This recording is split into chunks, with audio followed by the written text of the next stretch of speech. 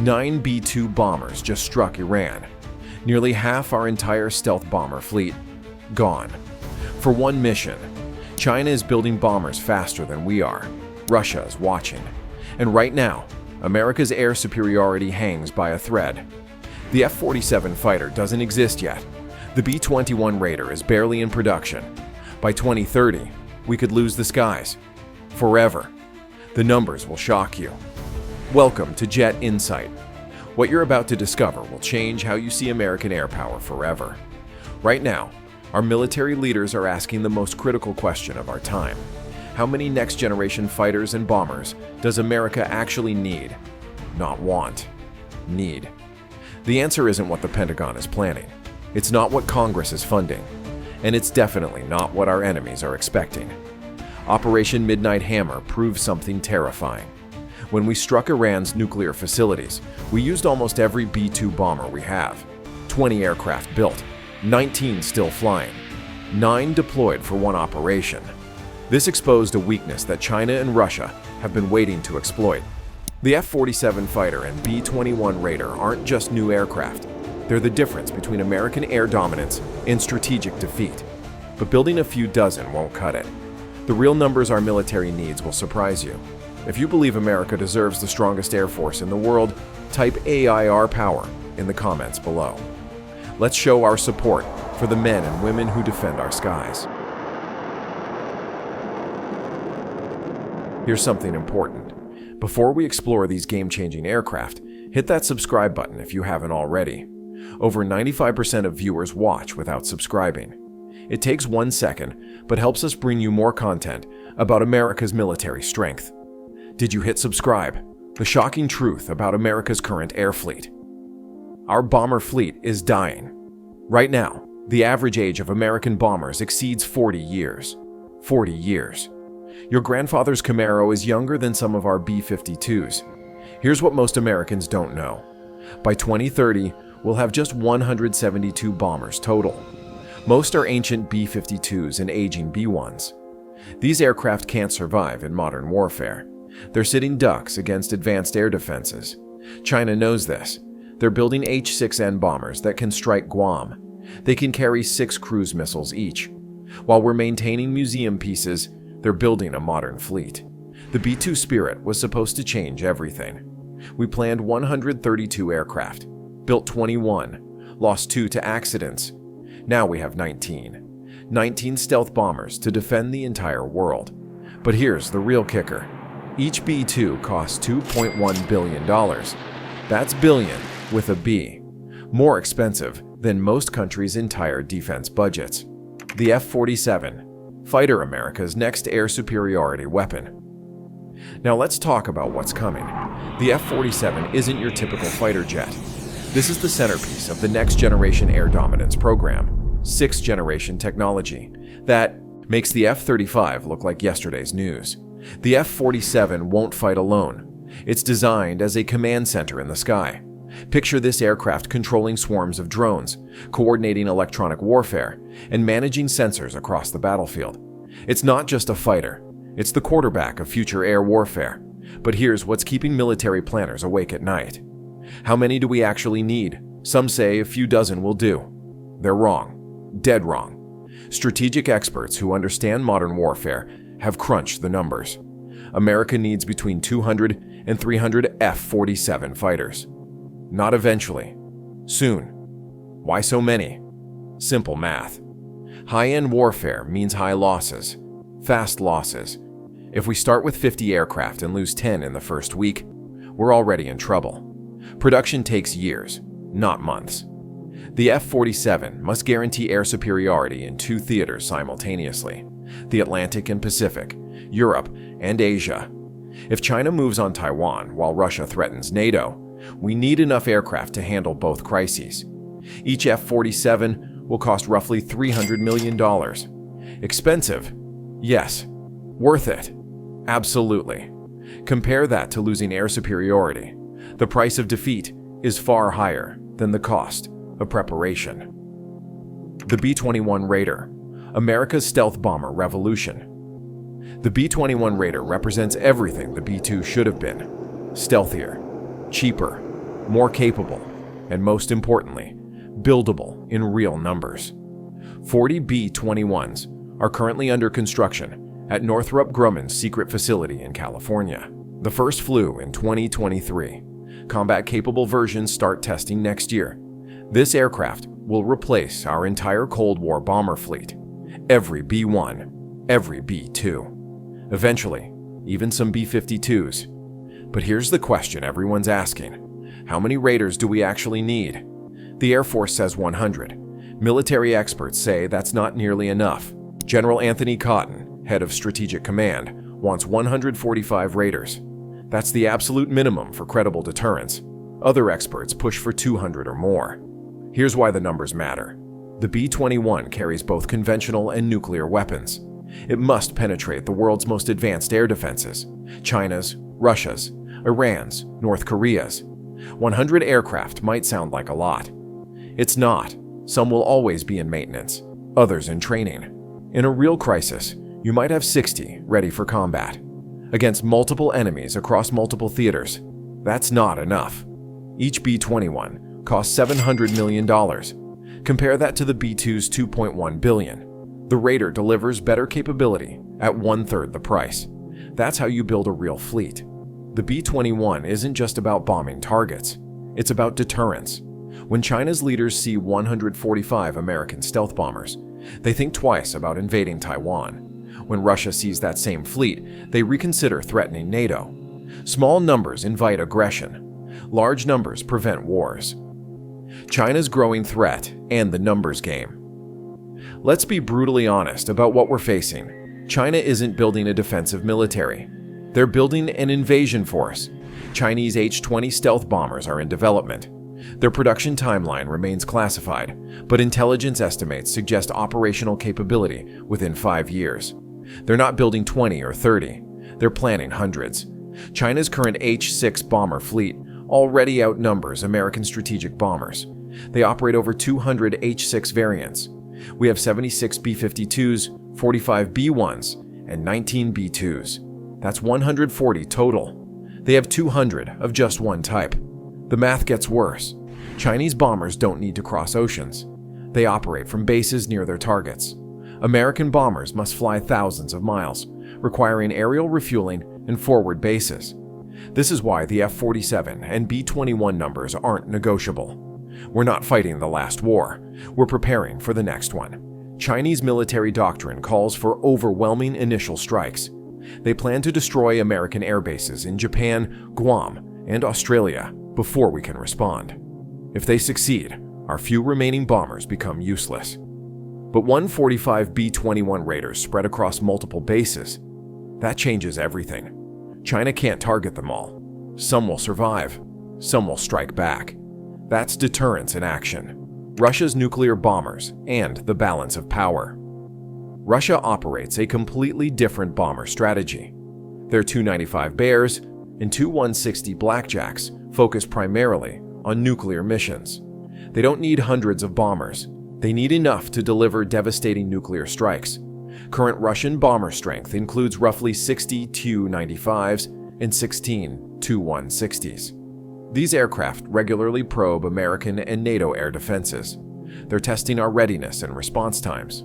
The Tu-95 first flew in 1952. It's older than our B-52, but Russia keeps upgrading these aircraft with modern cruise missiles. The Tu-95 can launch nuclear-armed cruise missiles from thousands of miles away. The Tu-160 is different. It's a strategic bomber comparable to our B-1, supersonic, long-range, designed to penetrate enemy airspace and deliver nuclear weapons directly to targets. Here's what's concerning. Russia is building new Tu-160s. They call it the Tu-160M2. Updated avionics, modern weapon systems, enhanced stealth characteristics. This is why America needs 145 B-21 Raiders. We face nuclear-capable bombers from two peer competitors simultaneously. Our response must be overwhelming and credible. The B-21's dual capability, conventional and nuclear, means each aircraft serves multiple roles. In peacetime, they deter nuclear coercion. In conventional warfare, they strike critical targets. In nuclear scenarios, they provide assured destruction. The strategic restraint approach. Smart defense spending. Military experts are advocating something called strategic restraint. This isn't about building smaller forces. It's about building smarter forces. Strategic restraint means focusing on core American interests, defending the homeland, protecting vital allies, maintaining the balance of power in critical regions. It doesn't mean policing every corner of the globe. It means having enough firepower to deter great power wars in the Atlantic and Pacific. For the F-47, strategic restraint suggests 200 to 300 aircraft, enough for air superiority in 2 major theaters, enough to absorb combat losses, enough to reassure allies. For the B-21, strategic restraint demands at least 145 aircraft, enough to replace our aging bomber fleet, enough to deter nuclear coercion, enough to strike across multiple theaters simultaneously. These aren't arbitrary numbers. They're based on realistic war scenarios, expected loss rates, and maintenance requirements. Critics argue these numbers are too expensive. They're wrong. The cost of adequate forces is far less than the price of defeat. If you're a military veteran, active service member, or military enthusiast, we'd love to have you join our community. Drop a comment below and let us know about your service or interest in military affairs. Your experience and perspective make our discussions richer. Production challenges. Building America's next air fleet. Building 300 F-47s and 145 B-21s isn't just about money. It's about industrial capacity. Right now, American aircraft production runs at peacetime levels. Slow, careful, limited. The F-35 program shows both the promise and problems of modern aircraft production. Lockheed Martin delivered 110 F-35s in 2024. They're targeting 170 to 190 in 2025. That's progress, but it took decades to reach these production rates. The B-21 faces similar challenges. Northrop Grumman is building roughly 40 aircraft right now. The Air Force expects full production rates of 10 to 15 aircraft per year. At that pace, 145 B-21s takes 15 years to complete. 15 years. China isn't waiting 15 years to challenge American air power. They're building military capability right now. This is why defense experts call for a second B-21 production line. Double the production rate. Cut the timeline in half. Build deterrent capability before we need it, not after. The F-47 faces even bigger challenges. This aircraft doesn't exist in production form yet. First flight is still years away. Full production even further. Yet military planners know we need these aircraft by 2030. That's an extremely tight timeline for developing, testing, and producing 6th-generation fighters. American aircraft manufacturers built thousands of fighters and bombers during World War II. We did it once. We can do it again. But only if we start now.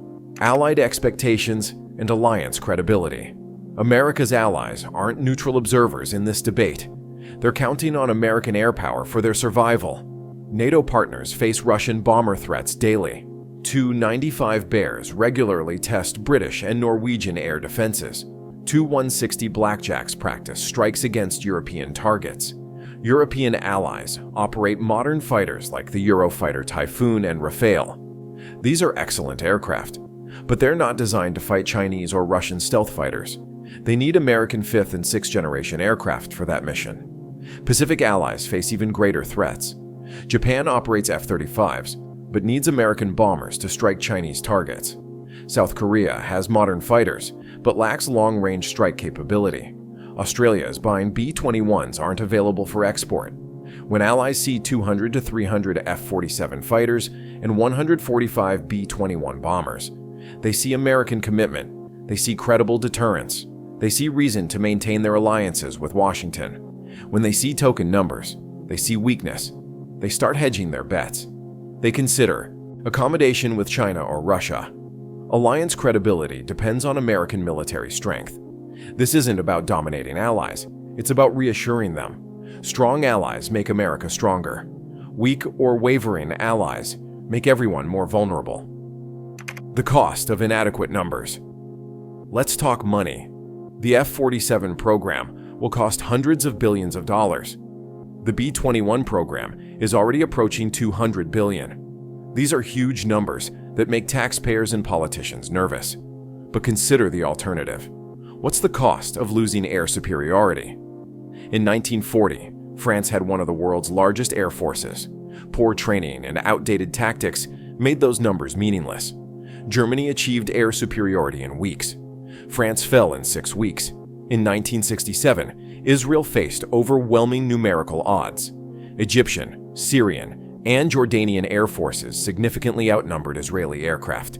Israel struck first and achieved air superiority in hours. They won the entire war in 6 days. Modern warfare moves even faster. Stealth aircraft, precision weapons, and advanced sensors can decide air superiority in the first few days of conflict.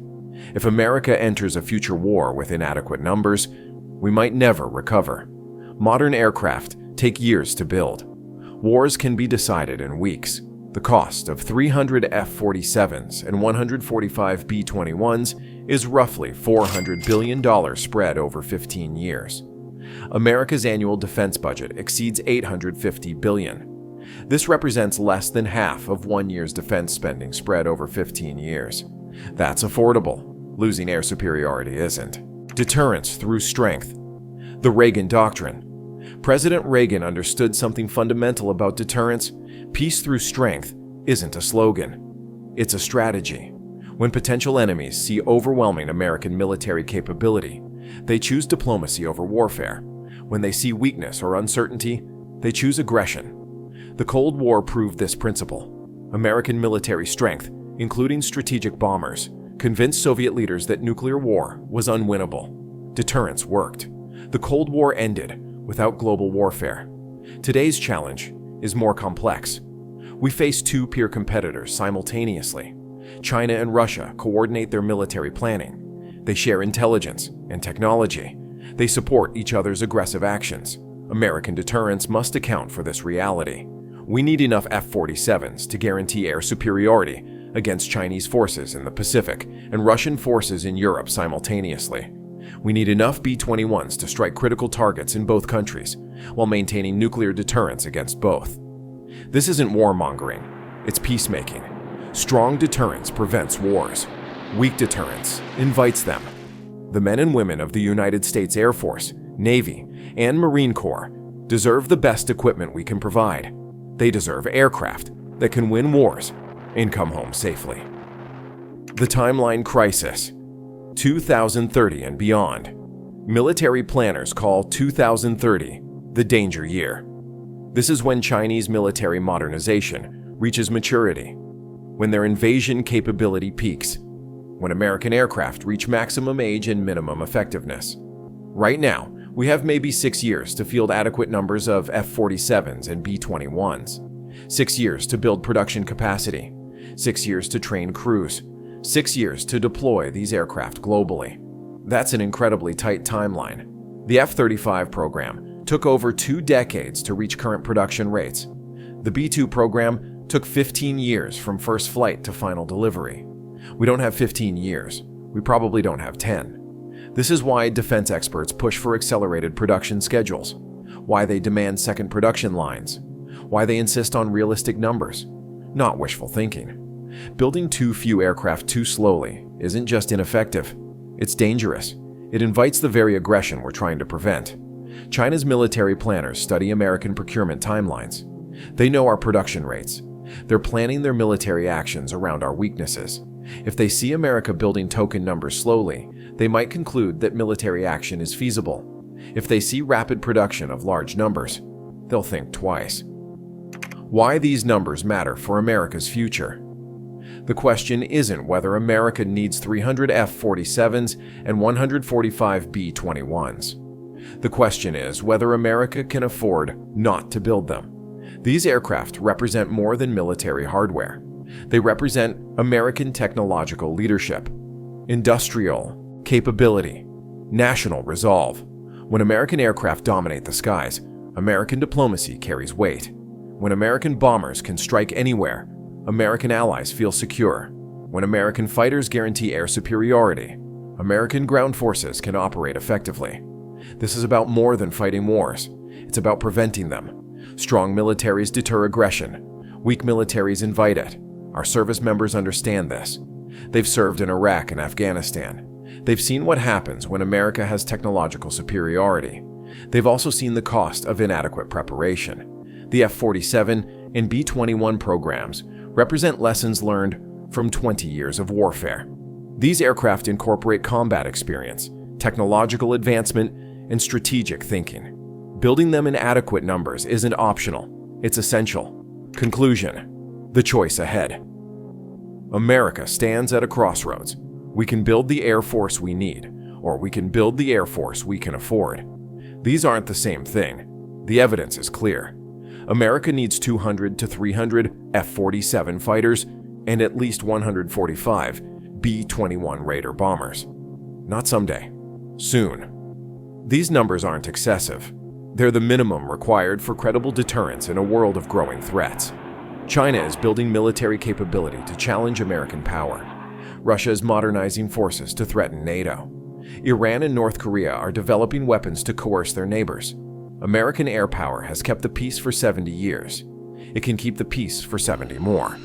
But only if we build adequate numbers of the right aircraft. The choice is ours. Build strength or accept weakness. Prepare for peace or stumble into war. Invest in deterrence or pay the price of defeat. Our military deserves the best. Our allies depend on our strength. Our enemies are watching our decisions. The F-47 and B-21 programs aren't just about aircraft. They're about America's future in a dangerous world. What do you think? Should America build these aircraft in the numbers military experts recommend? Drop a comment below and share your thoughts. If this analysis helped you understand America's air power needs, please like this video and subscribe for more military analysis. Your support helps us continue bringing you the facts about America's defense. Thanks for watching Jet Insight. Stay strong, stay informed, and keep supporting the brave men and women who defend our freedom.